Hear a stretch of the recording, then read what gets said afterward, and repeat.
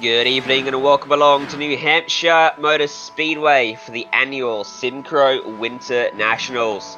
The car of choice for today's action is the Tour Modified, used in real life in the NASCAR Whelen Series. Strangely enough, when this track was built, it was done so without consultation to a single engineer. Nonetheless, the 1 mile flat track has enjoyed a golden run on the calendar for the top flight of American stock car racing, a run that has brought many series to its facilities, from Whelen Modified to Indy cars. The racing surface here has seen it all. Who will burn down some winning rubber into the surface today? Let's find out as we get ready to go green right here and live on the Global Sim Racing channel. My name is Ryan Jones. Alongside me in the booth is Richie Hearn. Behind the scenes is our director Sean Ambrose, using cameras provided by Dougie Beard. And let's take a look with our GSRC track guide at the flat banks that form New Hampshire Motor Speedway. Hello everyone and welcome to the Global Sim Racing channel. I'm Brian Yazek, taking you for a spin around the New Hampshire Motor Speedway in the GSRC NASCAR Whelen Modified machine. New Hampshire and these cars are pretty much like your Cup cars and Talladega. Just wide open stretches. You'll see what we mean as we get on down here. Off into turn one, a little bit of brake just to let the nose set. I'm sure that for qualifying, I'm sure these guys have got these machines tricked out enough to maybe run that flat out, but for the race, that's what you're going to see. Down here, down this long backstretch, very wide. And the way that the bumpers line up, you actually might even see some bump drafting as well. Down here into turn three, float this top groove. Just enough brake to let the nose set, but not enough to really drag it down in speed, but hard onto the gas, straight off of the corner, down the front stretch once again, and off into turn one once again. Here we go. Probably going to want to enter a little lower than I did right there, but either way, you're going to want to cut it down and get that run off the backstretch. These machines will draft too around this place, so you could see some slingshots set up and guys going for positions. Down here into turn three for the final time. Float the top seam back into the gas. Let this machine dig right off of the corner, off of turn four, down the front stretch, and across the line. And that's going to complete our track guide here around New Hampshire Motor Speedway. I'm Brian Yazek. Enjoy the show.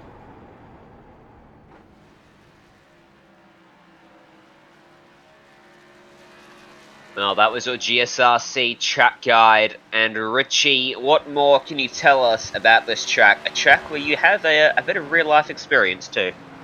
Yeah, this is really a great underrated 1 mile oval located here in the Northeast.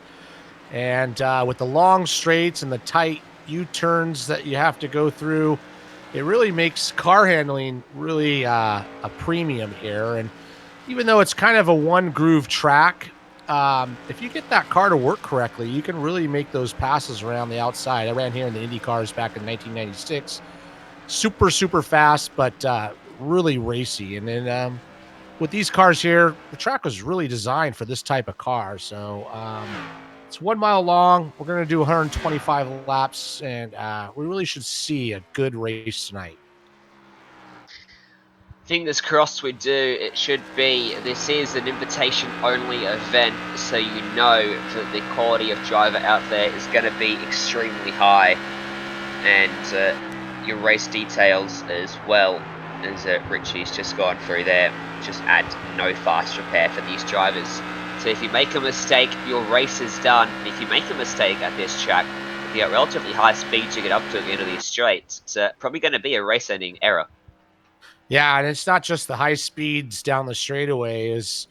They do carry a lot of speed, and mostly on the exit of the corner as they go in and brake lightly into the corner, but you really want to get that drive off. And the car just kind of snaps out on you a little bit, the next stop is going to be that safer barrier on the outside. So with no fast repairs, you guys are going to have to be careful and kind of just take care of their car, take care of their tires, and just try to be there at the end. 100%. And if we do need it, we have got a green-white checkered attempt, just a single attempt up our sleeves. Hopefully, though, we get a nice, good green flag race here. We've got about 18 drivers lined up ready to tackle this racetrack. Practice is currently into its concluding stages, just under 2 minutes left to go. And the times are pretty close. Andrew McKenzie currently fastest but less than a tenth of a second separating him all the way back to Geoff Dooley there in 5th place. So, judging by that, this is going to be an absolutely enthralling event. Yeah, and even if you go a little deeper on that, it's really only about half a second all the way back to Steve Costley. Sean Bazin has just put a practice lap in, but he's just getting up to speed. But really, just a half a second to tighten this grid up. So when we get to qualifying, I think that's going to be real key. So you want to start up front. Passing will be a premium. You can make it happen, but it's not an easy do. No, it's certainly not. Qualifying as well, to come up in just a minute. Your standard of fare for ovals here. Going to have 2 laps to get it done. Luckily for these drivers, they don't have the new tyre model just yet on these machines, so won't need to worry about the cold tyre effect being too dramatic for them out there. They should be able to put down 2 very reasonable attempts. Just watching Chris Franz come through to complete another lap, and that one for him was a 29.5. He is a few laps into his stint as it stands at the moment. So we look at this race and talk about the strategy. And we want to know what sort of fuel range we're going to be looking at here today, Richie. Yeah, actually, to tell you the truth, I'm not sure what these guys can do on a fuel run, but I think tires are going to be more of a key than anything than fuel, because you do lean on those tires pretty hard through the corners. And I think if we get any yellow, we'll probably see these guys come in and try to take some fresh rubber to get that advantage on those restarts. Yeah, I won't lie, I was throwing to you because I had no idea either, Rishi. But Sean, ever the saviour in the background, has let us know that they should be good on fuel. But yeah, I do agree. Well, with any oval race, we often see tyres are king and paramount. And with the exception of your extremely short green flag runs, you do often see the entire field dive down to get those fresh boots onto their cars. So head back out and hopefully gain some more spots off the restart as qualifying finally gets underway here at New Hampshire. And Andrew McKenzie going to be the first driver out on the track on that number 019. And with only 2 laps to go, as soon as they come out of that pit lane, which is very tricky to get out of that and not cause a penalty, you got to get up to speed fairly quickly. So these guys are going to have to get at it right away as we're watching our first car out there trying to make a run here, and he's just took the green flag. It's an interesting line you see the drivers take here at this track. I mean, we talk about the fact it's basically a flat track. It's got a couple of degrees of banking, if that. And the drivers don't run the very inside line of the facility. And obviously you've been here, you've seen this track a little bit better than I have here on the sim. Yeah. What's the Yeah, you're right. reason for You're that? 100% right. Actually, yeah. I mean, the fastest line is what we're watching right on screen right now. Is kind of run that middle groove, and you don't want to get too high, but you don't want to go right down to the bottom because the track flattens out right there. Obviously, the race you're going to want to protect that bottom, but the fastest line is to go right down to that middle groove and then just really try to power out of that corner. Turn 2 is a little trickier because that wall and the exit comes right up on you pretty quick. So if you get a little understeer right there where we're watching right now, you can't pick the throttle up, otherwise you're going to smack that wall. And then you really want to just try to, as you go into 3, just carry as much speed as you can, and you just hope that car will turn the way you want it to. And you can see this guy, oh, he's coming in. Sorry, I thought he was driving a little bit low, but he's coming in. First lap on the board there, at a 29.2. And Greg Smith completed his qualifying attempt as well. So 7 drivers have put down the gauntlet at the moment. Greg Smith, as you mentioned, their fastest driver, the 29.221, sits 8 thousandths of a second quicker than Rick Webster in second. We're watching Derek Throwbridge there, currently in 4th place. He's completed his efforts as well, 29.339 for him. So 10th of a second covering the top 4.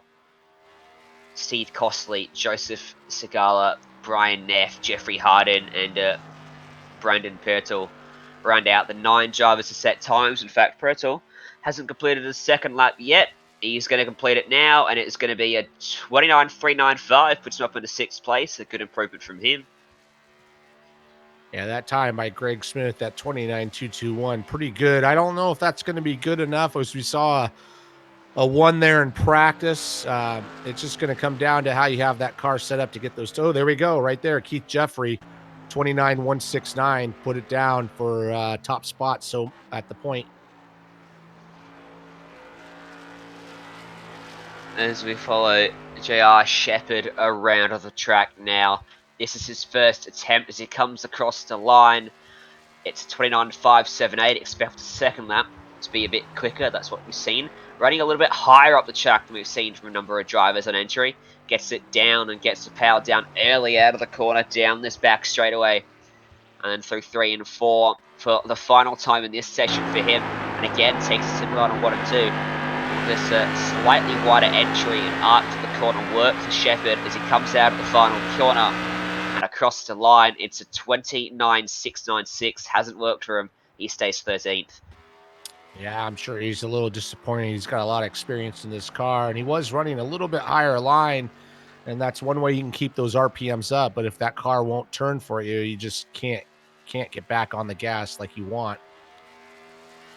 And of course, open setup as well. So some drivers may have their car set up in a way that enables them to run a higher line and get the car turned a little bit more freely while keeping that momentum up. Other drivers may be forced into taking that lower arc through the corner. And of course, setups go a massive, massive way into your overall speed. Not only for the speed it can get out of the car, but in terms of you as a driver being comfortable in the machine. That's just as important. Yeah, there's a couple of ways you can attack those corners. You can just drive it in really hard right to the bottom, and then hopefully you can get it slowed down, or you can come in and just kind of come up and square the corner off. It really just comes down to the type of stagger you're running in that rear tire and how much you can handle as far as looseness coming up, as looks like the grid has been completed. Qualifying's done. We're going to get set for 125 laps here at New Hampshire. Let's take a look at how they will roll off. Keith Jeffrey puts his number 88 on pole position. Dave Badillo starts alongside him. Greg Smith and Rick Webster line up 3rd and 4th. Andrew McKenzie starts for P5. Geoff Dooley outside of row 3. Derek Trowbridge 7th, ahead of Steve Costley in 8th. Garland Bennett and Brendan Pyrtle round out the top 10. Starting in 11th is going to be Joseph Segala, and then right next to him in that 12th position would be Chris Franz with a 29.519. 13th is going to be Zack Murphy, and right next to him in that 14th spot would be Brian Neff. J.R. Shepherd, who we talked about, is going to be back in 15th spot with a 29.578. Jeffery Hardin with a 29.7 in 16th. Sean Bazin with a 29.7 in 17th. And then Austin Bulkey did not put a time. I don't know if he had a problem, but he will start 18th.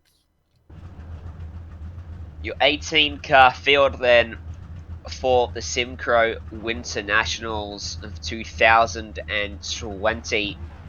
And a strength of field that is mightily impressive. I was going to highlight that the lowest I rating in the room is around 3,000. And then I noticed Brendan Pyrtle, 1,100 I rating, but certainly well above that talent level. But for the rest of the drivers, we've got as high as 6,300 in here. A lot of drivers sitting around high 2s and upwards of 3,000. So these drivers are very good, very talented, and thank you, Sean. Strength field 3,318. A lot better than my I rating, that's for sure. You couldn't carry over the real life skill to the sim? No, not at all. It's an interesting one. I've heard drivers that for some reason or other just cannot convert their real life nuances over to the virtual world, and likewise virtual to real world. It's, I guess, just one of those things. You can't feel the car underneath you, of course, when you're racing on a screen from your chair at home. Maybe that's why. Let's find out who's going to win this one then. Off the front row, Keith Jeffrey and Dave Badillo, as the pace car will dive down. Jeffrey's going to go early to get us underway, and going nowhere there back in 4th place was Rick Webster, as Badillo already coming back along the outside of Jeffrey into turn 1 and 2. Can he get the exit he needs off of the second corner? A very good start here for Badillo. In fact, he's going to just about clear him down into turn number 3. Yeah, you can see Dave Bodie just having that momentum and kind of squeeze down Jeffrey where he couldn't get on the throttle. He's going to take that position. That's what you can do with fresh tires. That's going to change a little bit as we get through the race, but really good start for Dave Bodie taking that point now as we go single file down that front stretch and we dive down into turn 1. And Rick Webster drops back to 5th place after his poor start. Just didn't expect Jeffrey to go quite so early. I think there's Andrew McKenzie getting right up to the back bumper of Greg Smith, almost pushing him down to that back straightaway bump drafting style. As you see the varying lines these drivers are taking here through the corners, looking for a little bit of clean air. Obviously the third line as well as almost 4 different lines being run for the top 4 there. Yeah, those top 4 just kind of just taking it easy, racing hard, but single file. We go a little farther back.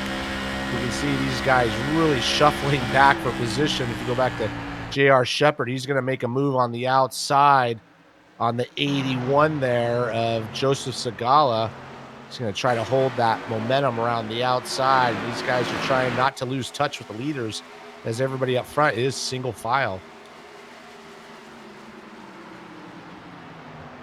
Yeah, and the side-by-side back here for 14th, 15th place, Jeffery Hardin slots in behind. They get single file now as Brian Neff wants to make something happen and make a move on Chris France for 9th place. Wasn't able to execute it this time by. He's going to watch out for Sean Bazin behind him as well.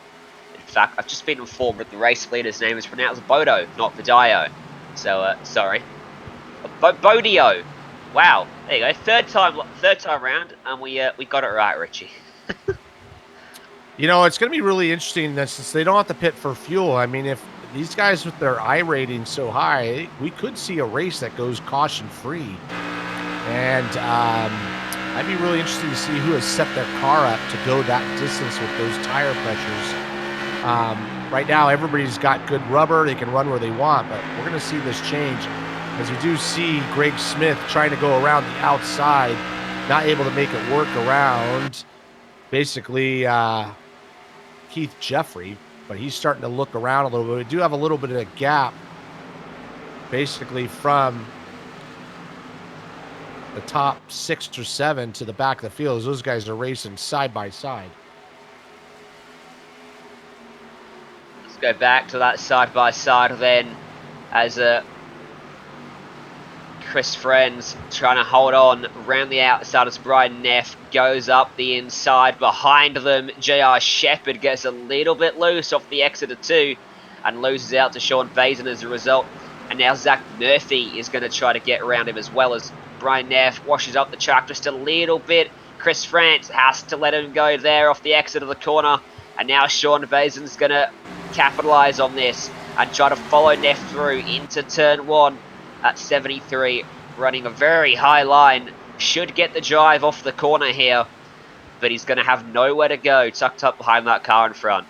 Yeah, he's completely boxed in behind basically Brian Neff, but you can see how you can drive it in really hard on the low line, but then you have to get off the gas, and that outside line is able to keep that momentum. But if you have somebody on the inside of you, you have nowhere to go. So right now these guys are all boxed in, racing pretty hard.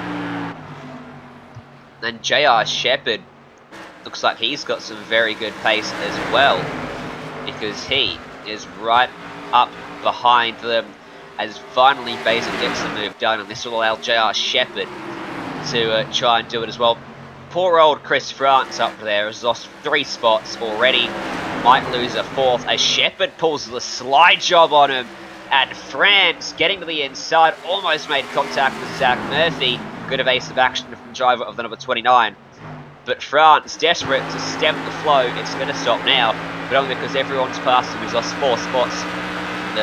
Just got stuck on the outside of the track. Yeah, it looks like This car does not want to enter on the high side, but he had nowhere to go, and he's slowly kind of filtering back. Still stuck on the outside of Zack Murphy as he probably wants to get to the bottom, but he's fallen down a little bit like a stone there. Up front, these guys are still running single file, really closely together, but no moves made as we still have Dave Bodio and Keith Jeffrey and Greg Smith and Andrew McKenzie all running nose to tail. And you just saw there, Brian Neff made a mistake and loses 2 more spots to JR Shepherd and the number 29 of Murphy, as well as up front at the lead of the race. Dave Bodio is coming under increasingly more pressure from Keith Jeffrey. As you think about a move into turn 3, he gets right up to his back bumper, just sits on his left rear and doesn't go for it. You've got to make sure you time this well if you're Jeffrey, because if you don't get it right and you get stuck side by side, you're offering up a big incentive to Greg Smith or Andrew McKenzie to potentially make it 3 wide, which is a little bit risky. And similarly, if you get stuck on the wrong side of the track, you could lose a couple of spots instead. Yeah, it looks like Keith Jeffrey has the pace to get by Dave Bodio, but he just doesn't want to, like you said, open up that door for Greg Smith to get by. So it looks like he's just being a little bit patient at the moment. Once again, I'm sure they're concerned a little bit about tire wear and just kind of able to just hold on until that guy makes a mistake in front of him.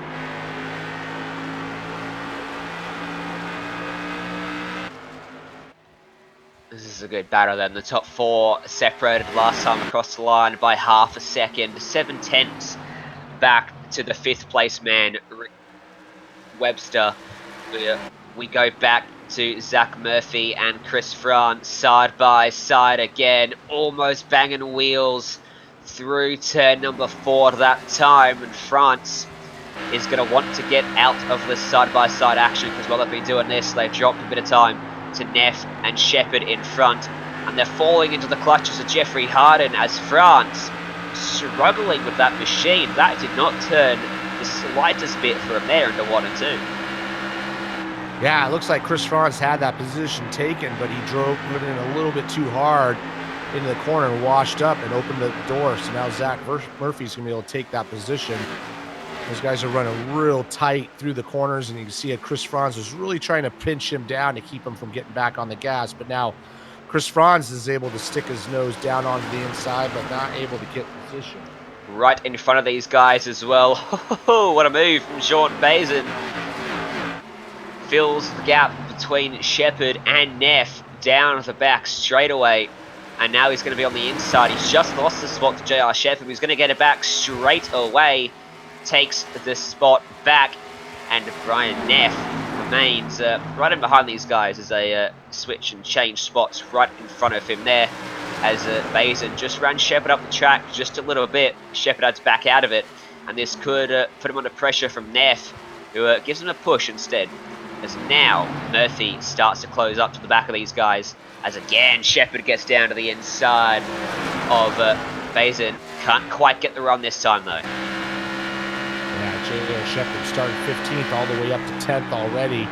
Definitely didn't have the qualifying that he wanted, but he's trying to make up the time on the track in the race, and he's doing a good job. He's got a lot of pressure behind him from Brian Neff, but he's all past Sean Bazin, and he doesn't want to just hang out there too long, because those leaders have already crossed the start-finish line going into.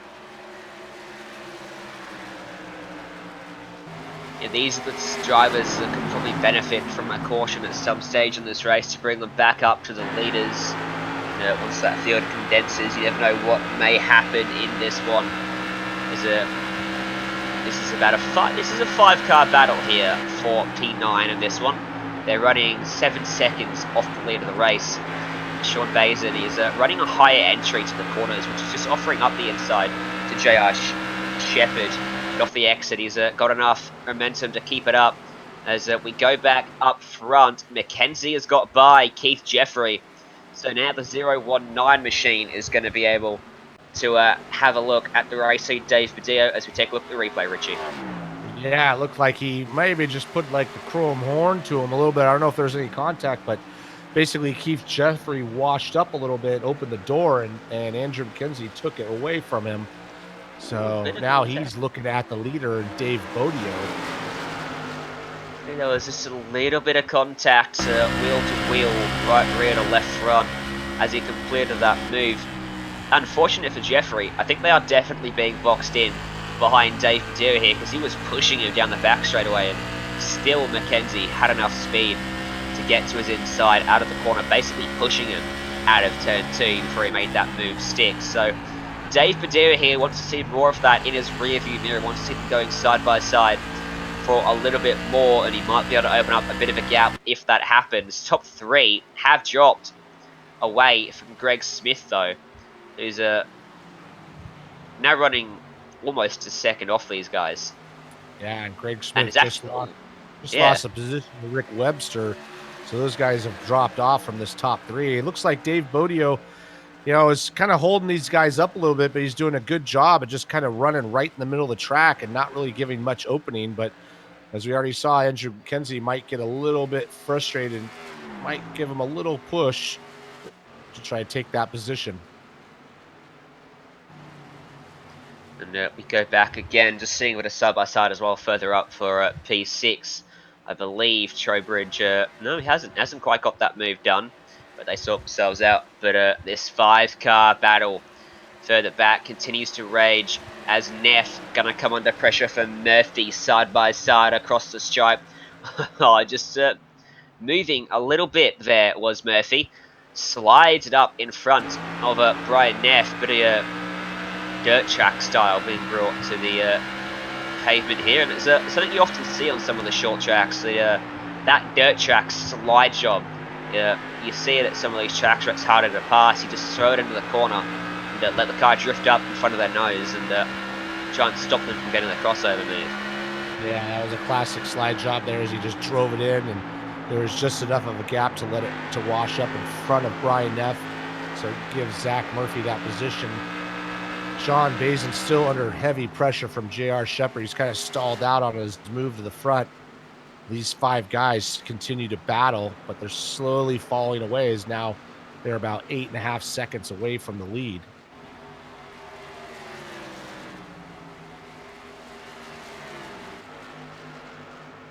And go back to this battle between McKenzie and Jeffrey up front. I'll tell you what, Dave Dio starting to slowly, but he is pulling a little bit of a gap on these drivers. It's now 3.5 tenths of a second between himself and McKenzie. Jeffrey is starting to reapply pressure to the back of McKenzie, so he doesn't want to sit here in 3rd place. And Padillo maybe been looking after his tyres, and at that point in the race where his are starting to come back to him.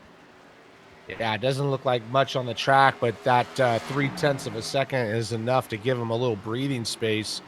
And maybe he has set up his car up a little bit for the longer run as Keith Jeffrey's looking to the inside of Andrew McKenzie, trying to get that position back. He was our pole sitter and now is back into 3rd spot, but it's become a 3-car battle as Rick Webster's dropped back from them and Greg Smith has dropped even farther back from Rick.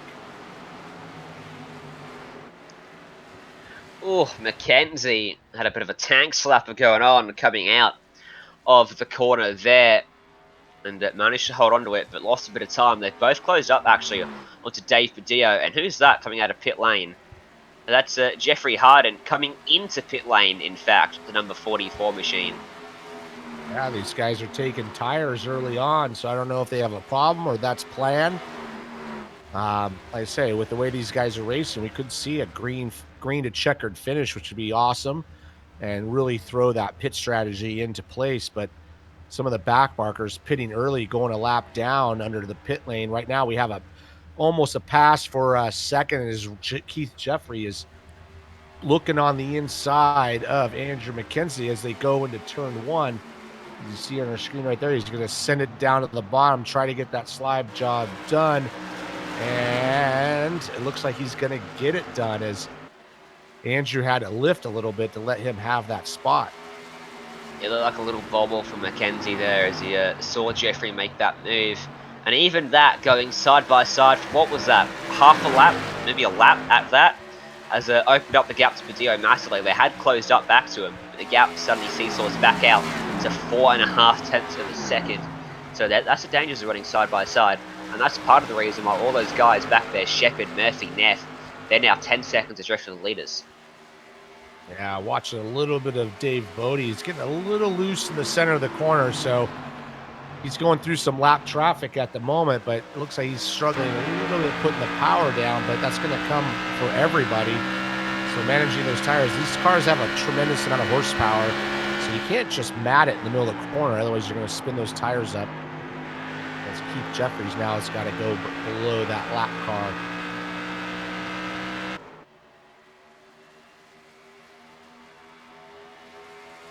And we got a caution on the track, so we're going to condense the field here as we look to see what the caution is actually for. I haven't spotted it, Richie. Have you? No, I haven't seen anything either, so we'll see what happens here. But this is definitely, like you say, going to compact the field back up. Those guys that all pitted are 2 to 4 laps down at this point. So if the leaders come in, this will be their chance to get those laps back. But definitely gonna re-rack them here. Well, Jeffery Hardin lost a lot of time 4 laps down. He's not going to get that back under the caution here. He's shot himself in the foot a little bit because he'll get 1 lap back, but that's about it. He was in the pits for a long time. Yeah. There we go. It was Greg Smith that pulled out the caution. You're right. Jeffery Hardin was stationary for a long time in his pit bay as the field dives down, and this is what happened to Greg Smith. He was running all by his lonesome, just too trigger happy on that throttle, it seems, coming out of the corner. Yeah, and these cars are not set up to do really quick pit stops. So if you take 2 tires under green or 4, that's going to be the difference, I think, between losing 2 laps or 4. So I watched the pit stop for Jeffery Hardin. He took 4 tires, and that's why he lost so much time. But all these guys coming into the pits in their yellow are going to take 4 tires. Oh, Rick Webster to the front. Yeah, and a slow stop for some of these drivers. Dave Padillo only just coming out of lane. Keith Jeffries still in the pits. So is Greg Smith. Peculiar. Yeah, I'm curious if these guys started with, not a full tank so that they were a little lighter at the start, and now they had to take fuel. And that I don't know how that worked out, but they might have had to sit there longer to take some fuel. But it's definitely going to mix up the front of the field.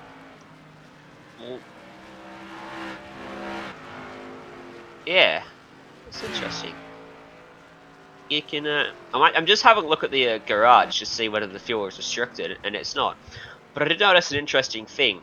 In the spot where you normally select your fuel, it says fuel fill 2. So that would suggest it starts with a set amount of fuel. And not sure about that one, because if that's the case, I don't know what the reason is for that. Yeah, Maybe some of those. Interesting. I didn't see any problem with the pit stop, so they were there obviously a lot longer than some of the others. But it's going to make it exciting for us. Just kind of remix them up and see what happens. When they cross the stripe, we should figure out where all these drivers are. There's a little bit of sorting out happening, it seems, with who's that? Derek Trubridge going slow, letting a few drivers go. He may have an EOL and a line penalty for this one. So it's going to be McKenzie then that leads them. Webster is still back in 5th. How's that happened? I'm mightily confused. I'm not seeing things, but I definitely saw him come out of pit lane first, didn't I, Richie? Yeah, I think so too. EOL maybe? EOL, who knows? But right now we got Andrew McKenzie, who started 5th, going to be on the pole for the restart. We do have a double file restart here. Our previous leader is back Looks like where did he end up? Is that Who was our previous leader before that? It was Dave Padillo. Yeah, I've just watched Rick Webster. He most certainly got a penalty for speeding the pit lane. yeah, He that got up might to be about what 90 kilometers an hour. that might be what we don't see is that some of these guys got speeding. Obviously, there's no pit speed limiter on this car, so Yeah. coming in a little too fast. But Geoff Dooley, we haven't talked about him at all. He's going to start second on this restart. Started sixth, and we got to get a shout out to Zack Murphy. Man, that guy started 13th. He's going to start restarting fourth here, so nicely done for him. And also Sean Bazin, who we were watching earlier, he's 17th to sixth. So good job on their pit stops. Yeah, well, this is shaking up the field just a little bit. It's going to be very interesting to see how some of these drivers come back through the field. And our race leader from before this race, before the caution, all the way back in 7th, Andrew McKenzie, the only top 4 driver to remain. So Keith Jeffery has gone back to 5th. He was our pole sitter. There's a lights are out on the pace car. We're going to go back to green on this lap as McKenzie just tries to get one last bit of heat into those tyres as we get ready here. Pace car dives down out of the way. Field bunches up. McKenzie pins up. Pyrtle gets us back underway at New Hampshire. Geoff Dooley's got a gap to the inside if he wants it. Zack Murphy and Garland Bennett going to go side by side through turn number 1. Bennett trying to take that spot away on the inside, but a great run for Murphy up top to take away P3. And now Keith Jeffrey's going to try to follow him through on the high side with a push as well from Sean Bazin up there. And slides down in front of him. Yeah, good job with that pass right there. And then right behind him, you got Sean Bazin also and Keith Jeffrey making moves on the outside with those fresh tires. That's the way you got to make those moves with these. You got to take advantage, but you got to run that higher line, not too high, like we just saw right there, but it keeps that engine RPM up. And now, basically, with Sean Bazin getting a little too high, he's stacked everybody up behind him, and you got Garland Bennett now looking to the inside, and J.R. Shepard, talked about him earlier. He's moving his way up, 15th starting spot up to 7th. He's on the outside of Rick Webster at the moment, been stuck there for about a lap now, taking about 2 lanes higher through the entry to the corner, looking for the exit as Webster gets a little bit loose down on the inside. You're going to have to relinquish that spot up to Shepard and to Brian Neff as well. And going to go side by side with Greg Smith. Oh, there's contact. Smith gets turned in the middle of the corner. He goes around, and the caution comes out once more. And great job from Greg Smith and Derek Trowbridge to miss him. Yeah, just a little bit of a contact to put that car into spin. We're going to go back under yellow. Nothing really malicious, just trying to race for the same spot as the replay's coming up here. Yes, it was Brendan Pyrtle that was trying to follow Neff through on the outside. And all the way down to the inside, it seems that just a little bit compromised on entry to the corner. Didn't check up quite enough and just washed up the track in to the side of Pyrtle, who goes around an innocent spin.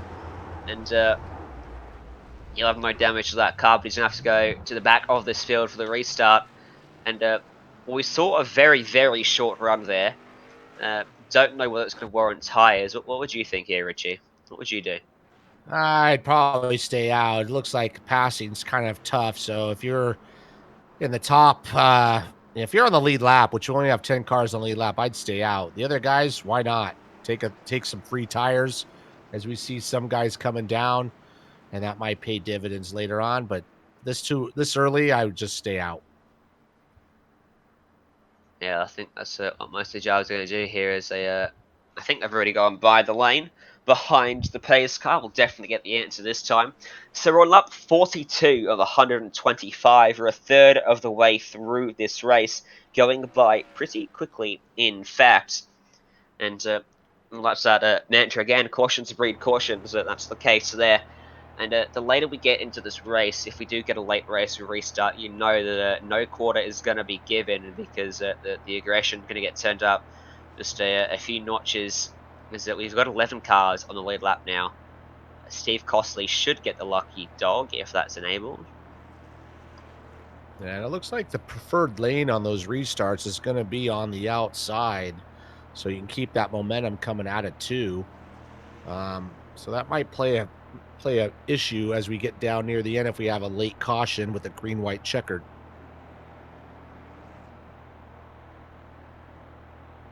Yeah, I think we're definitely set for a decent green flag run again here.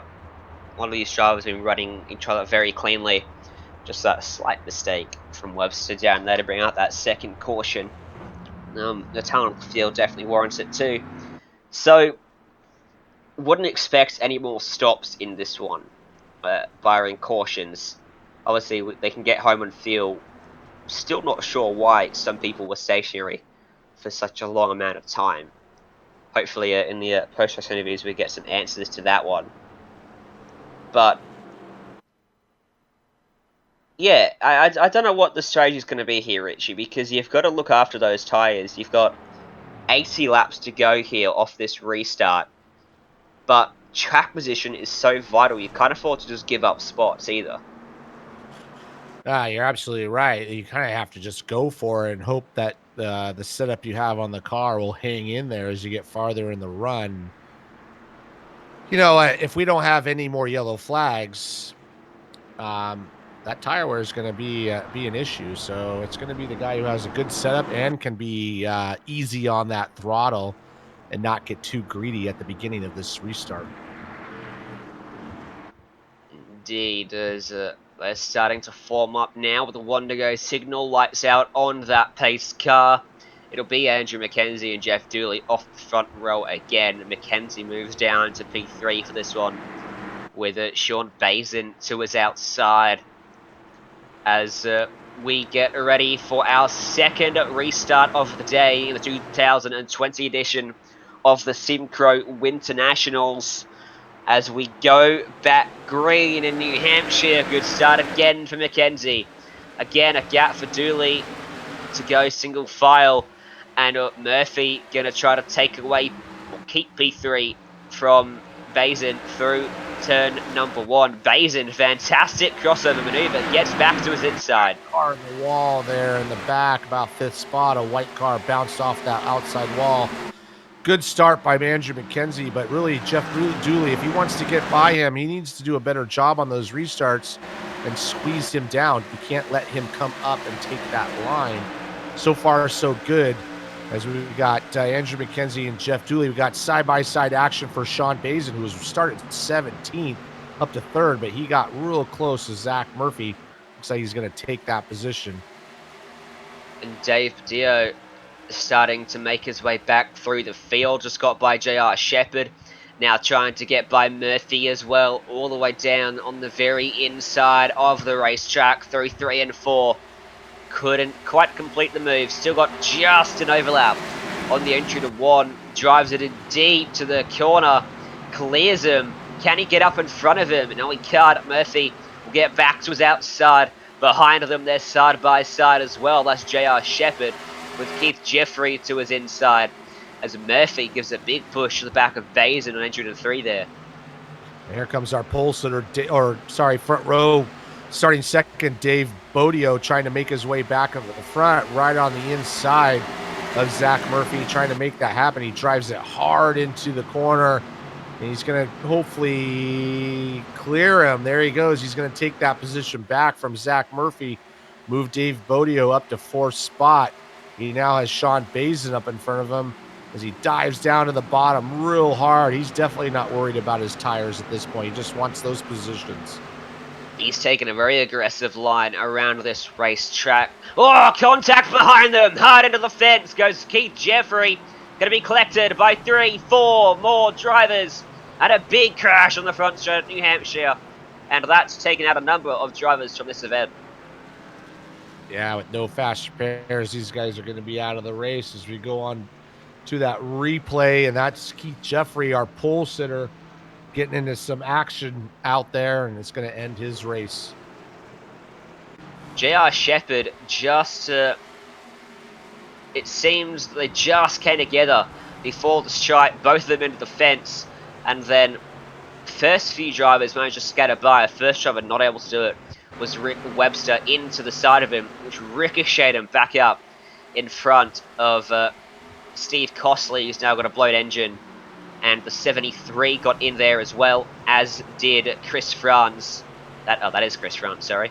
This is what I'm looking for there. Greg Smith, Jeffery Hardin involved in that one. Derek Trowbridge did a great job to miss this. Yeah, it's going to take out of some of our front runners early on, and they really looked like J.R. Shepard was on the outside, and Keith just kind of moved up, got him sideways, and that caused all the havoc behind them.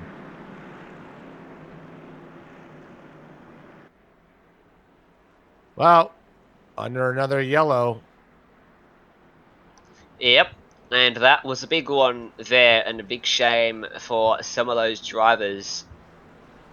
I think the final count for that was about 5 cars involved in that one.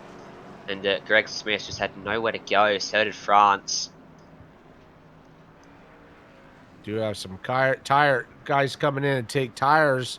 One of them was our leader, Andrew McKenzie. He's going to take tires, move him back a couple of spots. Looks like Geoff Dooley stayed out. So got a little bit of a mixed bag of strategy here. Sean Bazin, man, nice job. 17th up to 2nd. But he has not taken tires as well. So we'll see how this plays out as we get farther down the line. Rick Webster's actually still on the track. It doesn't actually look like he's got any damage to his modified machine, running round in 4th, so he's going to be good to keep going into this one. Zack Murphy's car's all good. Joseph Segala back in 17th, 13 laps down, as a very clean car to be that many laps down. J.R. Shepard, the one of the 2 cars that created that incident, his car looks pretty clean as well. A few drivers managed to escape this one. Yeah, we still have 11 cars on the lead lap, even though we took out a couple cars that were running up front earlier, but got a good, healthy group of guys. Racing's been strong.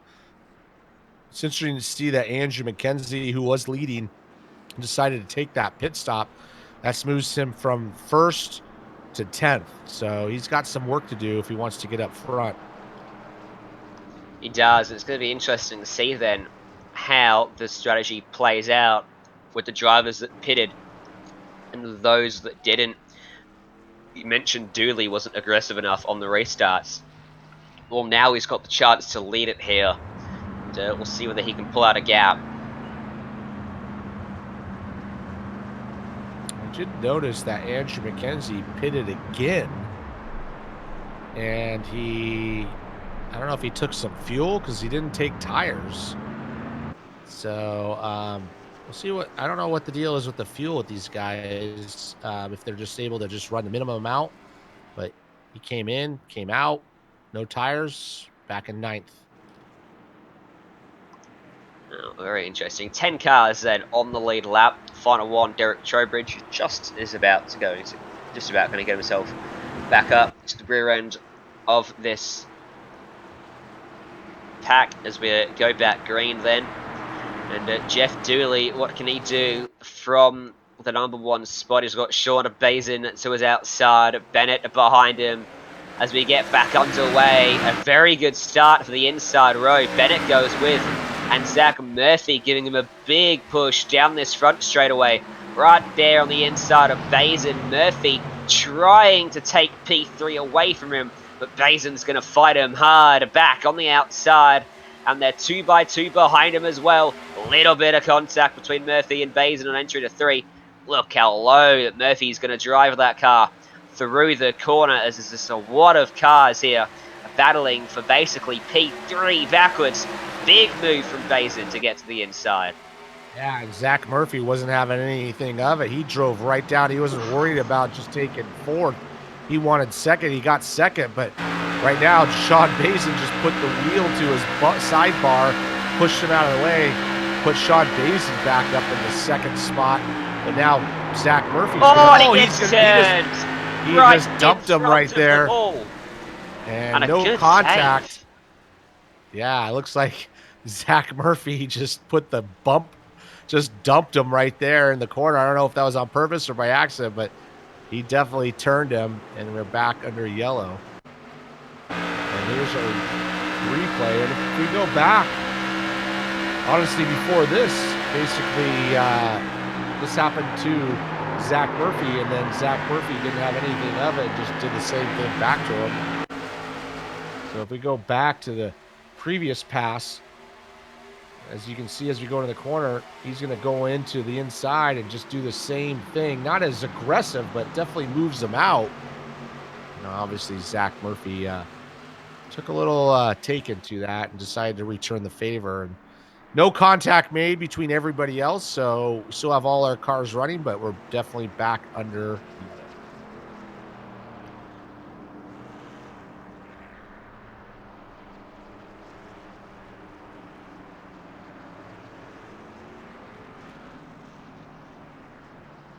All right, looks like we're gonna Right. go ahead, Jones. Am I back? I'm having some technical difficulties, I can tell you that much on my end. There we go. Sorry, with that being our fourth caution in quick succession, we're going to go to a break here on the Global Sim Racing channel. We'll come back for the restart here at New Hampshire.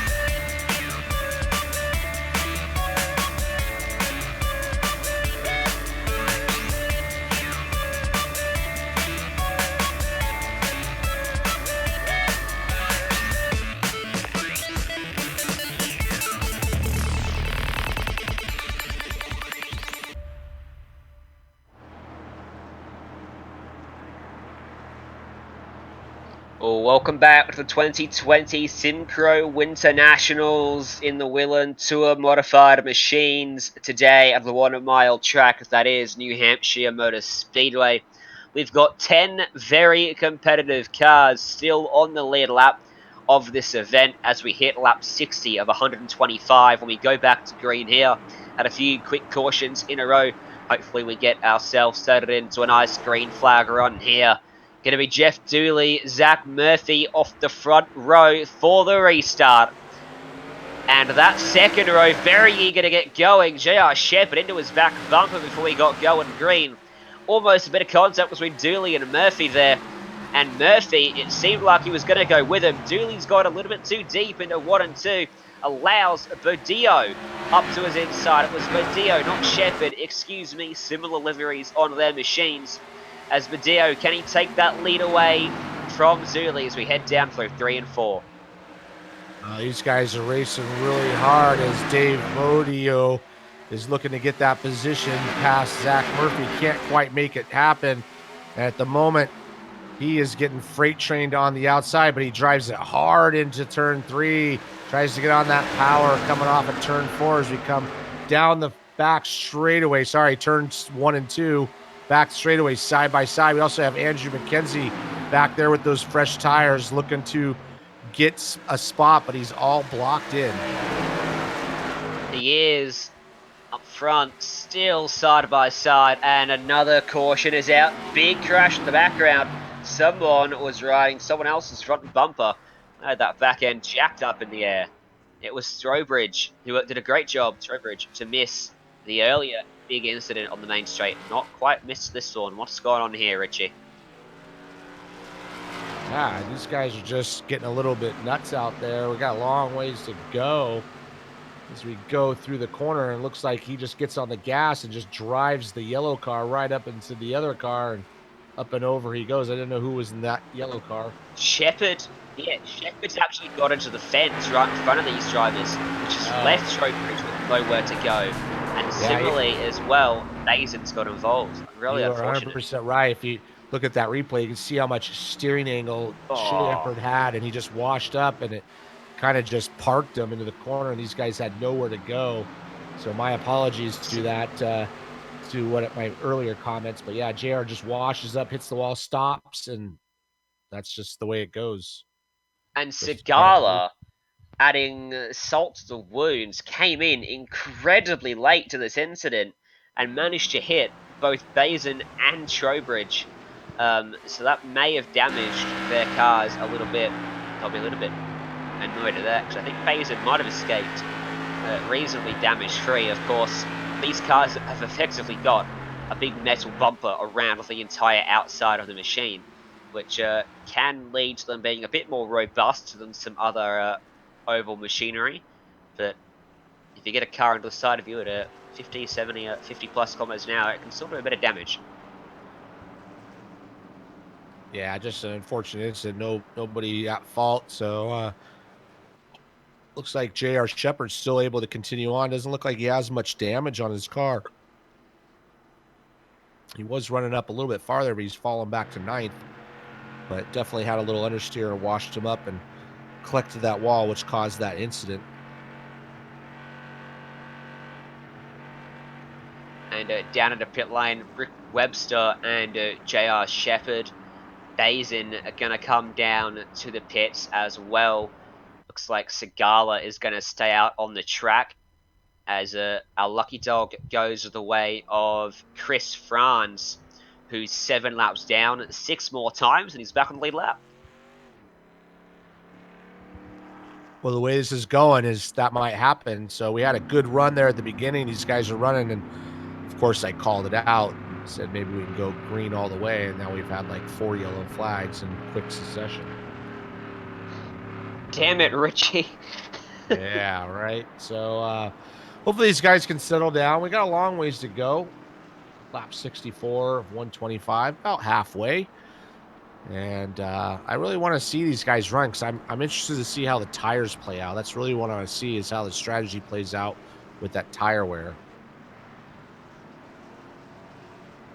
Yeah, going to be very interesting to see how that one unfolds for these drivers as we get that 1 to go signal once again.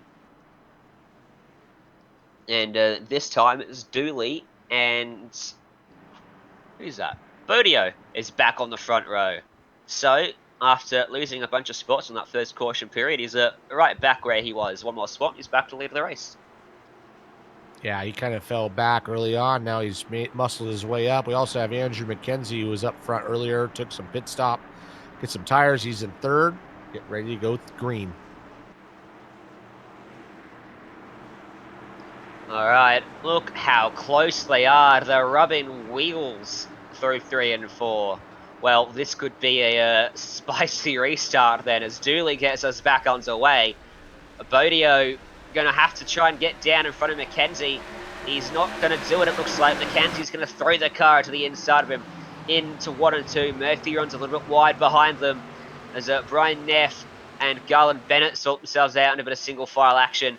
And now Bennett pokes his nose to the inside, trying and have a look opts against it into the corner this time by. They are side by side behind them. That's J.R. Shepherd making a very quick move on Rick Webster as the field goes single file. Finally, a nice clean restart here in New Hampshire, and Video will start to set his sights on the rear bumper of that number 8 machine out front. Yeah, Geoff Dooley's doing a good job on that restart, but he's really opening up the angle into the corner and inviting Dave Bodio to drive down to the bottom, which he's doing right now. He's also got to worry about Andrew McKenzie right behind him, but I'm a little concerned with that wide entry that he's got in the corner. Is if Bodio can get just a little bit closer, he's just going to just send it in there. As we see right there, he's getting closer and closer to getting side by side. So Dooley's got to be careful. He's going to give up that spot if he doesn't protect that inside. But Andrew McKenzie working on the outside now of Dave Bodio as he sees an opening there. But really the pass is going to happen as we get farther through that corner. Ooh, Dave Bodio almost clips the back end of Geoff Dooley. These guys are racing hard. J.R. Shepherd making a move in the background as well on Garland Bennett. Got it started through 3 and 4, gets it completed through 1 and 2. If he can get up in front of him, which he does, bit of contact between them as Bennett just got into his right rear there, heading down the back straight away. So that move not going to be completed yet. They're tucked right up behind Brian Neff as well. And going to stay side by side for a bit more. Let's go back to the front low because these guys covered by about, well, you can throw a blanket over the top 3 as Padillo throws it down to the inside here. Yeah, he's just slowly creeped up, and like I said, that wide entry at Dooley's having. Looks like Dooley's got a little bit of understeer in the middle of the corner, so he can't quite get it down to the bottom. You can see him really turning that wheel, and that's letting the opening for Dave Bodio. And Dave Bodio's working. It's going to take a few laps, but if he can get a little bump from McKenzie, which he looks like he does, he's going to get pushed into the corner. And he's really working that inside. And if Dooley's not careful, he's going to lose 2 spots here as Andrew McKenzie decided to put his money on Bodio to take that position. Yeah, I think McKenzie recognizing that Dooley's just struggling a little bit, but it's a tough track to pass. So he's holding on to the end of the race just about here. He wants to try and help Dio make this move, and then he wants to follow him through on the inside, but Dooley, gotta say, Richie, he's doing a good job on that high line. Yeah, he's doing a good job hanging in there. And Bodio is just, he's going to get there. He's just slowly, and he's going to get a little bump from McKenzie right here, push him down into the corner. You know, I would do the same because you never know. If you push them hard enough, they might take each other out, and then you got the opening. But, yeah, there you go. Dave's getting to take that position, slide up in front of him. That's going to open the door for McKenzie down to the inside. I don't think Dooley can get down there. He's really struggling, and he's going to lose that position, and now he's got to worry about Zack Murphy. Yeah, Dooley just missed his turn into that corner. It almost worked out well for him with a massive run through the center off the exit, but had to check up toward getting to the back of McKenzie. And yeah, as you mentioned, now Murphy is up to his rear bumper as well. So the top 4 separated at the line by, as the timings update, 0.6 of a second. It's 2 seconds back to the battle for P5, led at the moment by J.R. Shepherd. And Bodio has not been able to put any sort of gap here on McKenzie. It'll be interesting to see if McKenzie just pushes him along, tries to get both clear of the rest of the field, or whether he wants to take this lead away, lead it from the front, gets into the fence. That's not going to help him. And that's going to offer up a run for Dooley around the outside. Yeah, as we got that battle right there, McKenzie trying to get to the inside and hold that position. Back in 5th, we got J.R. Shepherd really working hard to hold on to that 5th position. And they got a healthy gap to those guys up front. So these guys need to try to settle down a little bit. Otherwise, they are going to lose that front group. JR now is trying to separate out. His car's a little loose in the middle of the corner. Looks like he's struggling a little bit, but he's able to muscle his way to the front of this pack. These guys are all battling hard. 5th, 6th, 7th, 8th, 9th, and then 10th coming up to join him. Derek Trowbridge gonna try to make a move here to the inside. He's got some impressive speed for a car that was flying through the air just a few laps ago to bring up that last caution. Trying to complete it is into the fence in front of them. Who's that? That's Bennett. And Neff gets around him just about. And now Bennett's going to have to defend from Trowbridge, who's going to put that car all the way up on the black stuff on the outside of the circuit. No grip for him out there. And can't complete the move. A couple of drivers have just clipped that wall. As further up, Murphy here making a slide job move on Mackenzie, who goes for the crossover, gets back to his inside. Great racecraft from both of those drivers. Mackenzie will try to take it back through 1 and 2. Can he throw it in deep enough? Yeah, Mackenzie earlier was in P2. Now he's lost that position. He's dropped back to 4th, or fighting for 4th. Geoff Dooley able to kind of gather up what he had and get back into 2nd spot. He's still running that really high line. So maybe he's just kind of taking care of those tires. The car's starting to work a little bit better for him. Dave Bodio is just pulling away just enough to where he doesn't have to worry about too much. The real battle is going for 2nd spot between Dooley, Murphy, and Mackenzie as they try to go a lot on a lap car there.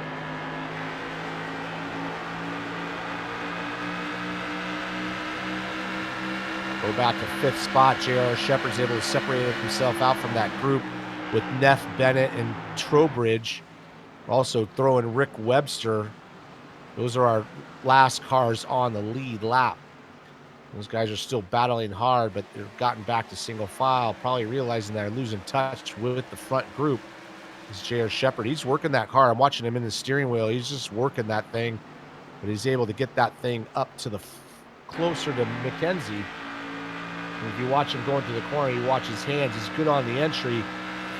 He's getting on that gas, and he's really got to walk that thing out.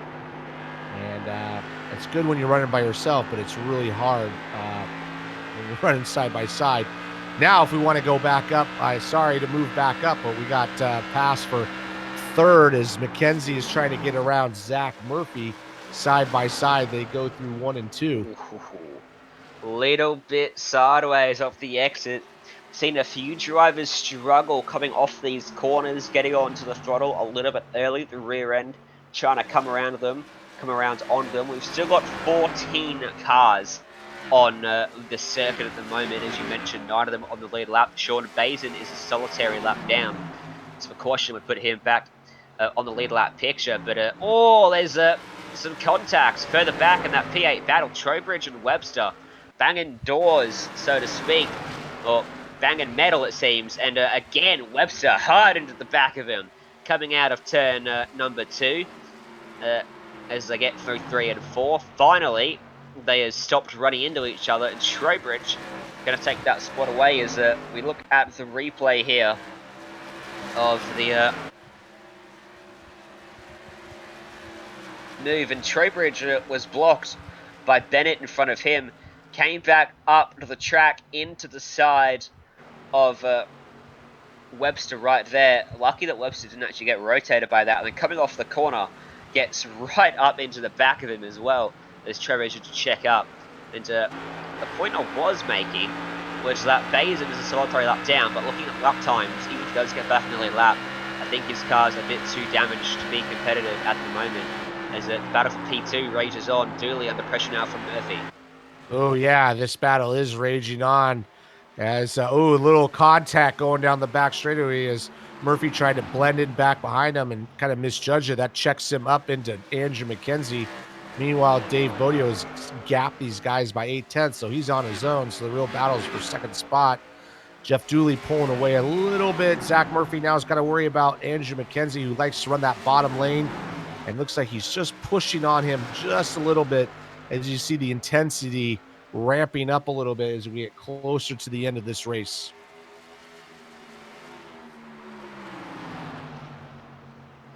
Dooley is going to hold on, and Mackenzie is going to start to claw his way back to the rear bumper of Zack Murphy here, down to this main straight. And Mackenzie's close enough, and plenty close enough, he thinks, because he pokes that nose down to the inside. Slides up the track a little bit, out of the corner. Oh, Murphy pinched him down just a little bit. And he gets into the fence, and oh no, Mackenzie, unlucky, into the side of him, spears down to the inside of the track. No caution out. is down off the racing surface, and will sail green. Mackenzie will lose a bunch of positions. Yeah, unfortunately, it looks like Mackenzie just tried to miss that, make an avoidance to that car in front of him, and he kind of pulled on the steering wheel a little hard, and it just kind of spun him out. And you can see he kind of washes up. The other car hits the wall, and he has to miss him. Little contact, and just kind of a racing incident there. That takes him out of the mix. So now with no yellow flag, Dave Bodio out in front by a good 1.5 seconds, but Geoff Dooley and Zack Murphy not giving up on each other. And then a huge gap back to J.R. Shepherd, who's done a good job holding onto that car, but he has not been able to pull away from Brian Neff, as Brian Neff is starting to claw his way back, looking to try to take that 4th spot. Yeah, it's 4 seconds between Murphy in 3rd and J.R. Shepherd in 4th. We're on the board with Brian Neff here. That's a cool shot, looking at the front end of these machines. As you see the different lines they take, it's a high entry, low exit for Shepherd. It's a low entry, high exit for Brian Neff that time by. If we do get a late caution here, going to be a very interesting restart. We got some fast drivers in the back, like Webster and Mackenzie. Murphy's been very aggressive all race long. He's not quite got to the lead just yet. But Dave Badillo's hoping this one's going to go green to the end, because it seems at the moment he's definitely got the pace. 1.5 second advantage for himself out front. Yeah, his car's look like it's handling really good as Zack Murphy and Dooley are racing each other. J.R. Shepherd really looking like he's still hanging on to that thing off the corner, and he's doing the best he can, but it's bringing Brian Neff into the mix for that 4th spot. And this is definitely the longest run we've had on green. I think we're seeing a little bit in the difference in setups as Brian Neff is closing right in. And I think if he just sends it in there, really pushes J.R. Shepherd, JR's going to have a hard time getting that power down. He's really kind of sideways off the corners at the moment. And Neff is edging closer and closer to the back of him as they go through 1 and 2. And Neff, most certainly closer now, might be close enough for a move into 3. Just lifted off the throttle a little bit down that back straightaway. Interesting, maybe looking for a better run out of 4 and a stronger move into 1. But made a slight error there, and J.R. Shepherd's put a little bit of time on him once again. So roll their way in to the first corner. The end of the race slowly creeping up on us. Just 33 laps to go in this one. As Neff still can't get this run that he needs.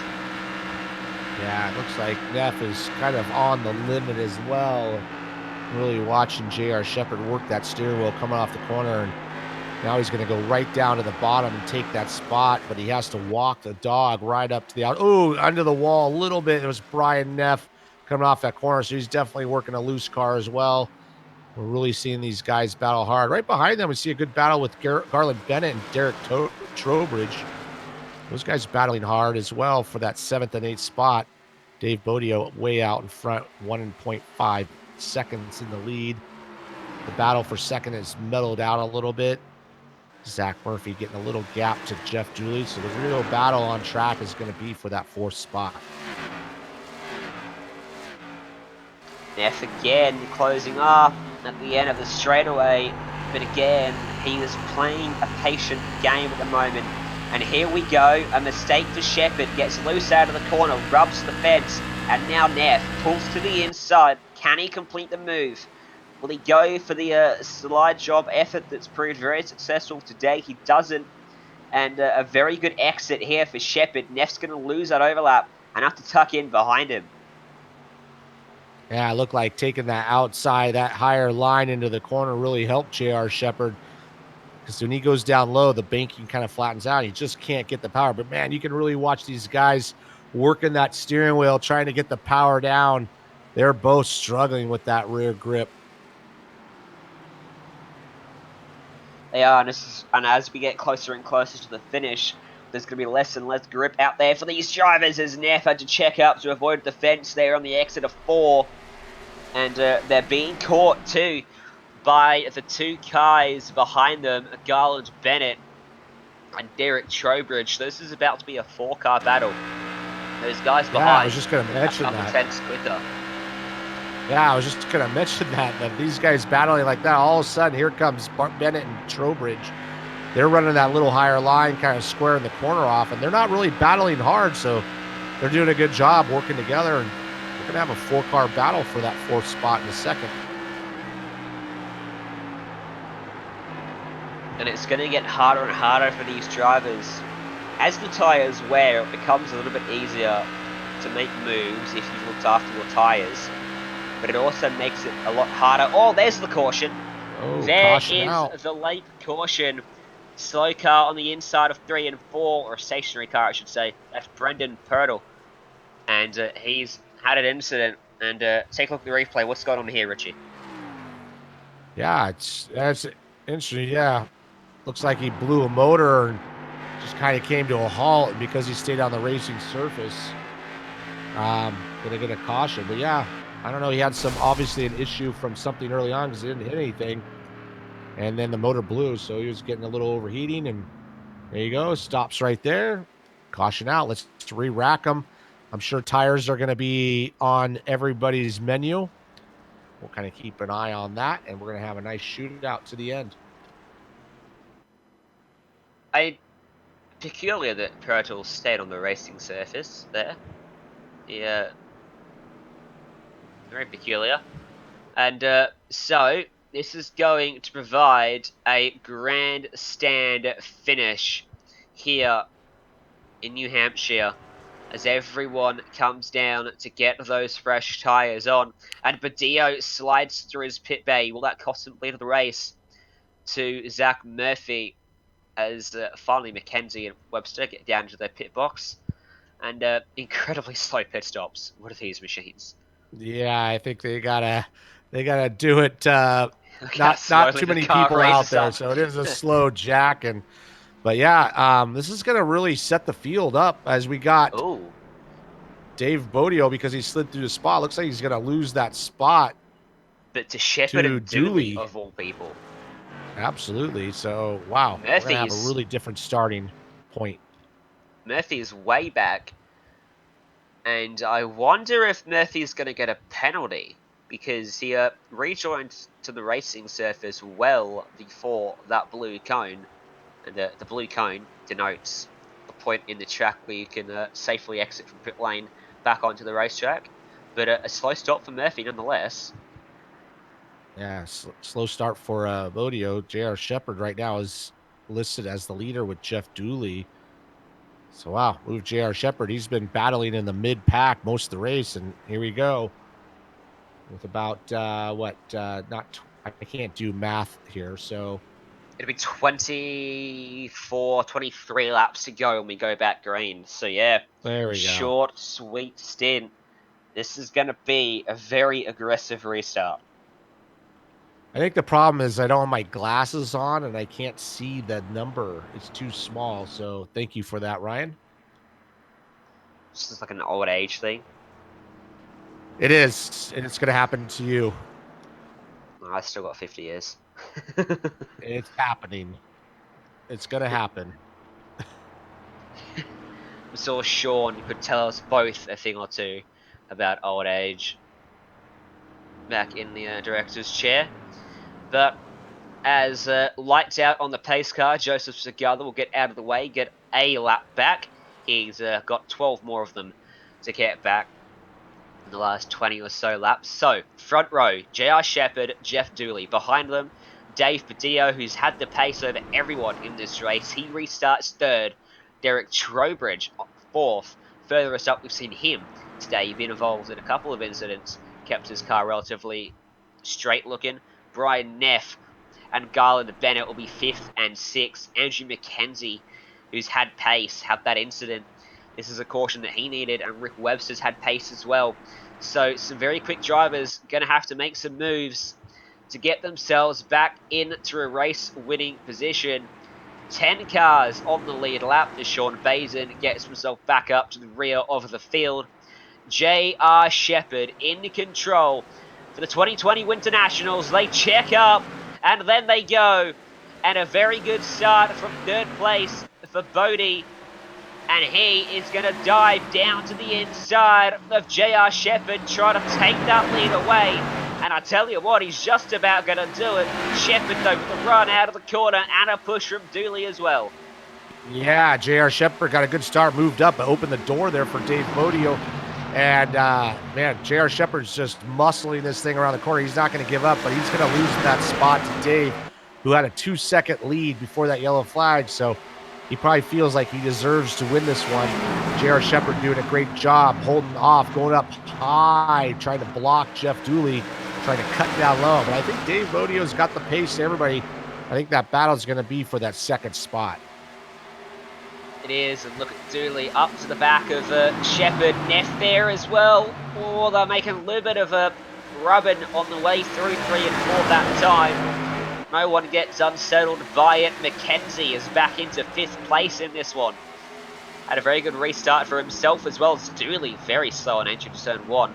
Neff had to check up a little bit to avoid getting into the back of him. And of the top 5, they're bumper to bumper here. Bodio's not pulled away by much. Slightest error will allow Shepherd a move or a look or an incentive to make the move for the lead of the race as Bodio drives that typically shallower line we've seen from him all race long, starting now to edge out a bit of a gap.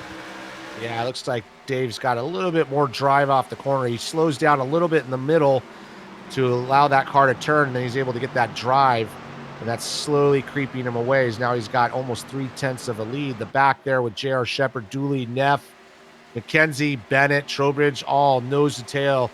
These guys starting to push each other around a little bit. JR Shepherd doing a good job kind of taking that line away from Geoff Dooley. I did see Dooley get on the gas a little too hard and get a little sideways, starting to get a little impatient as he looks to the inside going into 1. Down on the inside of Geoff Dooley. They need to complete this or Bodio is going to run away with it. Dooley can't quite complete it through 1 and 2, so they're going to stay side by side through turn 3. Finally completes the move as Mackenzie, hard and deep into turn 3 behind them, takes P4 away from Neff. Out onto the main straight we go. 19 laps to go in this one. Mackenzie looking to make another move to the inside of the 98 of JR Shepherd. Now Mackenzie's got some pace. Yeah, Mackenzie, a leader earlier on, had got caught up in some other incidences and had some moments, and he's starting to make his way back to the front. Dave Bodio starting to pull away. He's now half a second up, and like I said earlier, the battle's really for that second spot. Dooley running that high line like he was running earlier, but he's opening that door for Mackenzie as Mackenzie is now in that 3rd spot. He's going to drive down to the bottom, and we've seen this earlier as Dooley likes that high line, but he's really opening himself up to getting that spot taken away from Mackenzie at the bottom. Was it with Dooley that Mackenzie made contact with that saw him spin out? I believe so, and it was just incidental as Dooley kind of hit the wall and Mackenzie had a make evasive action, so these guys back together. Racing hard, but racing clean. Got them very close together there, and Mackenzie will want to set the record straight and get back by that number 8 machine. Can't clear him out of 2. Dooley right up against the fence, coming down this back straight away on the outside line. Keeps the momentum up nicely. Going to get a good run out of the corner if he gets that throttle down early enough. Oh, Mackenzie squeezing him. Oh, contact. Into the fence goes Dooley. Keeps the car pointed straight. Loses out of spot to JR Shepherd. And almost history repeating itself between Mackenzie and Dooley. Yeah, running real close off the corner, kind of locked wheels. I think Mackenzie is actually might have the pace to catch Dave Bodio, so we'll see now that he's clear of these guys. As now Geoff Dooley is trying to get around JR Shepherd, trying to take that position back. And it looks like he does as they come off of turn 4. Almost clips the wall. Might have rubbed the wall a little bit off of turn 4. That's kind of checked everybody up. Brian Neff kind of sitting back watching this whole thing, and he was battling up front earlier as well.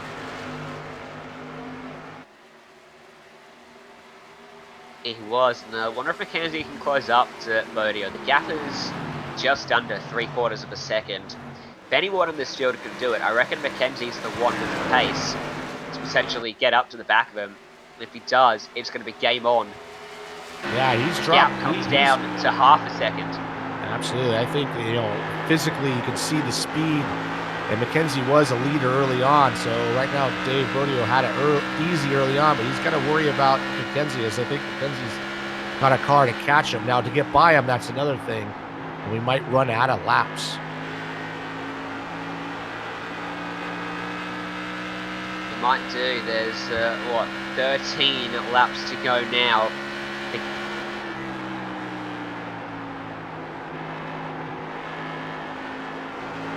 He's got Dave Bodeo out in front. The gap's come down a little bit more. It's still half a second, but McKenzie's got his nose to the grind and trying to push that gap down to where he can get a move made.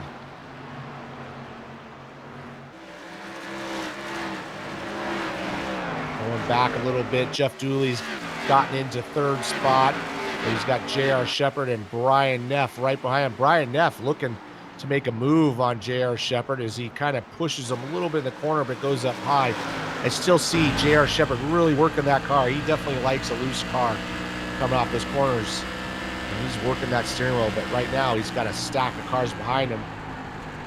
And as he tries to get around Dooley, gap up front, closing down to 0.3 of a second. We're coming down to the line. He is there, 1/4 of a second between them. McKenzie's found some pace, and he's going to take the fight to Dave Bodeo here. Late on with 10 to go when they come across the stripe.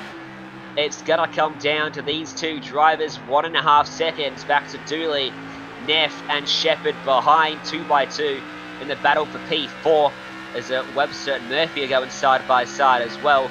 We keep our eyes on the front, riding on board bumper cam there, looking at the back of Bodeo's machine, and Webster edges ever closer, under 0.2 of a second now, and now the gap is not existent. He's right there on the back of the 16. Does he go for the move into 3 and 4? He doesn't. Goes to the higher entry, looking for the exit out of turn number 4. Bodeo's going to have to think about defending now, because this is the stage of the race where you give no advantage to another driver. You've got to fight as hard as you possibly can. Yeah, I don't think he's thinking about defending. I think he is, as you see him going into the corner. He's definitely entering the corner at a shallow angle, trying to take away that moment that he can drive underneath him, forcing McKenzie to go on the other side. But it's really killing his momentum. So really, we're going to come down to a banner finish here if we don't get a yellow. This is really good racing up front. Here comes McKenzie. He pokes the nose to the inside for the race lead in the final stages of the 2020 SIMCRO Winter Nationals. Side by side, out of turn 2, and McKenzie. No, he gets a little too happy on the throttle and loses so much ground. He goes behind Webster, and Bodeo now has about 1.5 seconds back to Dooley in second. What a shame for McKenzie. Oh, he was going for it, and definitely Bodeo knew he was, and he kind of pinched him down, and McKenzie just throttled up and just got a little bit loose. Did a good job, though, keeping out of the side of Bodeo. And Bodeo, if he doesn't make a mistake, he's going to get this race as long as we don't get a yellow. That battle rages back behind, though. Geoff Dooley in second, but J.R. Shepard and Zack Murphy still battling hard for that final podium position.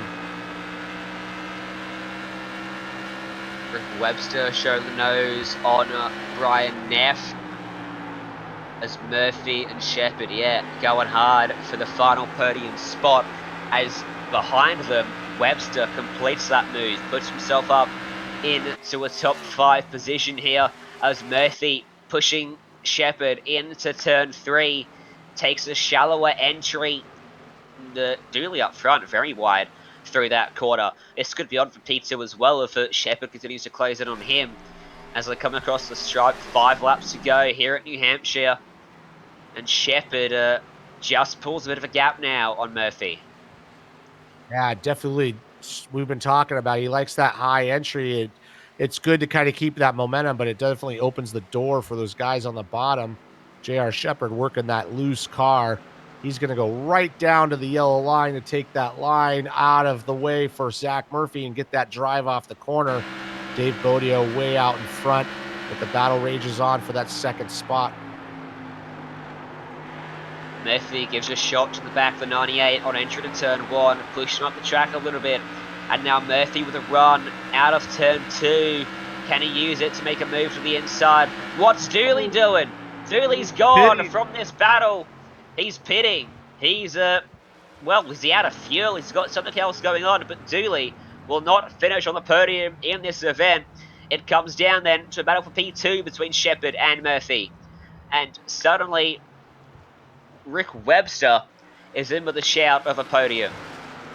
Yeah, interesting to know that maybe he had a little less fuel, but right now, Zack Murphy pushing the back of J.R. Shepherd as it goes down into turn 3. He's going to dive down to the bottom, and he just can't keep that momentum up. But off the corner, this is where JR is kind of struggling a little bit to get that power down, but definitely holds on to that second spot. This battle's going to go right down to the wire as Dave Bodio's 3 point some odd seconds ahead. 1.5 laps to go then in this event. It's smooth sailing for Bodio, but Shepherd's under a lot of pressure as Murphy goes to the inside in 3 and 4, trying to take that spot away. He's not going to do it there because Shepherd's got a great run out of the corner. White flag in the air for Bodio and for these drivers as they come across the stripe. And here comes Webster trying to take away a podium spot. But Murphy not allowing it to happen. On the inside of Shepherd, no room for Webster to go through. Going to be side by side at the final corner in the battle for P2. Up front, Bodio in a land of his own. Smooth sailing for him late on, which stood the pressure from McKenzie. Dave Bodio going to win the 2020 Winter Nationals. As behind them, side by side to the line. Who's it going to be? Oh, that's as close as it gets. Exactly the same. 3.572 seconds behind the leader for Murphy and for Shepherd. You've got to go into the tens of thousands of a second. At the line, Murphy was scored ahead. Yeah, we got to go back to that replay as Zack Murphy, they went to turn 3. Man, he just drove it in. Did a great job keeping off the side of Shepherd, and they drove off that corner. Like you said, couldn't get any closer than that. Absolute photo finish for P2 then. Here's the replay. Zack Murphy drove it in deep. It compromised his exit, and it was a drag race to the line.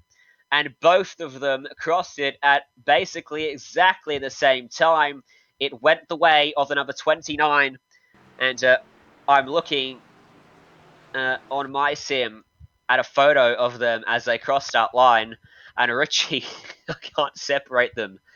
3.572 seconds off for both of them.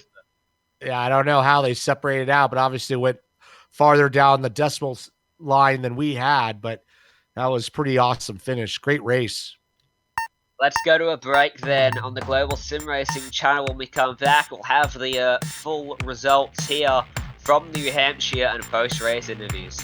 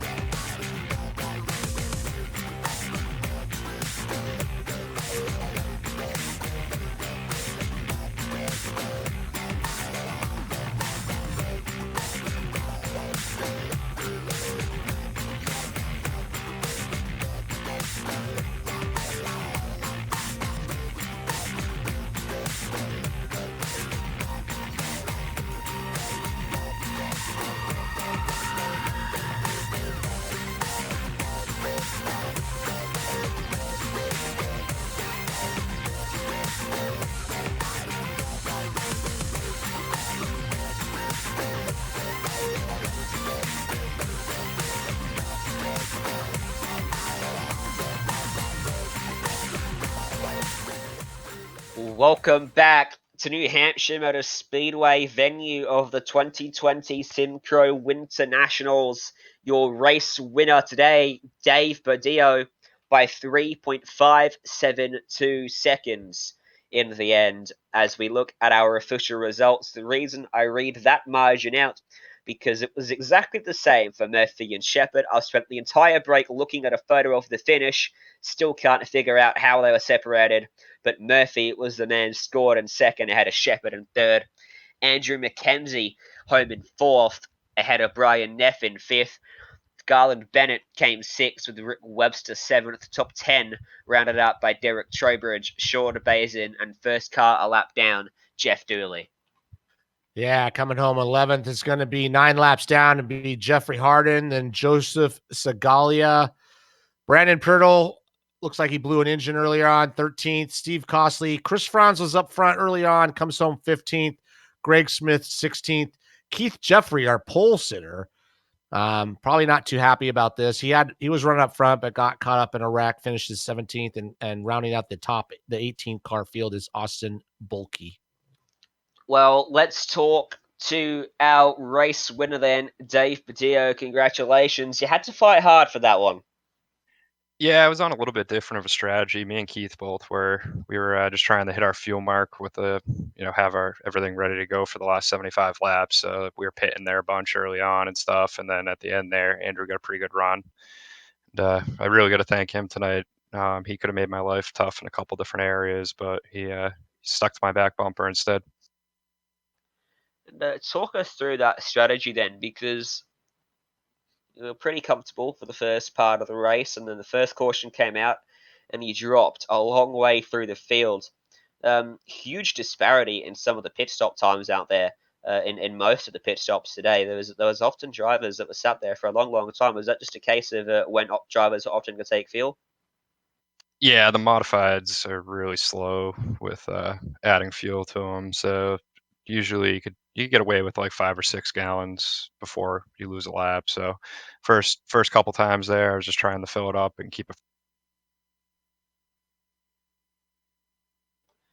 Well, it was a good strategy in the end. And talk us through the passing out there on track today. It seemed like some good action out on the track. You had to come through the field a couple of times. It did a pretty good job of it out there. How were you finding the overtaking out there? Yeah, I think a lot of guys were trying to run up high, so it kind of opened me up a lane on the bottom. It was tough. They could easily defend it up on the top. I had to hit both corners just right and usually set it up for a lap beforehand to get it. Well, yeah, certainly executed it well. And in regards to that battle with McKenzie, you mentioned that he cut you some slack in a few areas. You feel you're working with him nicely to sort of open a gap or get a move done.